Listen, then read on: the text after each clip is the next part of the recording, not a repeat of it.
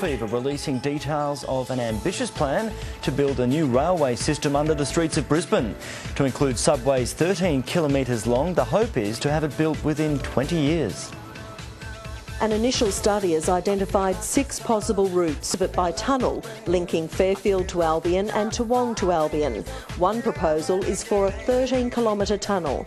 It's absolutely imperative that it goes ahead. The government wants money from the federal $20 billion infrastructure fund for the $14 billion project to be built in 18 years.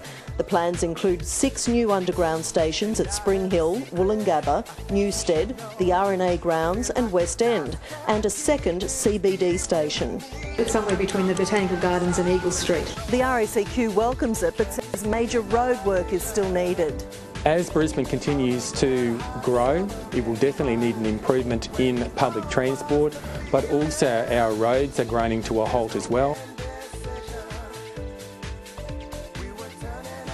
Anna Bligh says a $14 billion rail network could be running underneath Brisbane's central business district by 2026.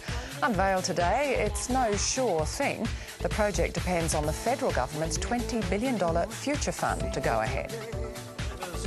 On the day Labor defector Ronan Lee became Green MP in Parliament, the Premier announced, Today we start the ball rolling on Queensland's largest ever public transport project. Stage 1, due for completion in 2016, stretches from Fairfield in the south to Bowen Hills. Stage 2 wouldn't be finished until 2026 and goes from Toowong to Bowen Hills. Stations will be up to 45 metres underground.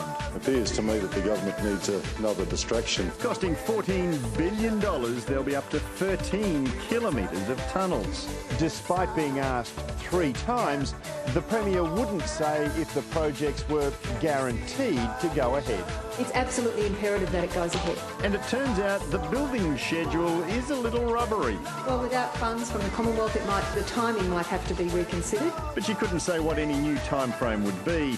Some people will lose their homes and businesses if a final route is decided. But it is far too early to identify streets or addresses. We're just not in that position. 3 years ago, Peter Beattie trumpeted his plan to put rail under the CBD. I am determined that we're going to build tomorrow's infrastructure today. Well, we're getting plan after plan, but we're not getting any tracks. Patrick Conte.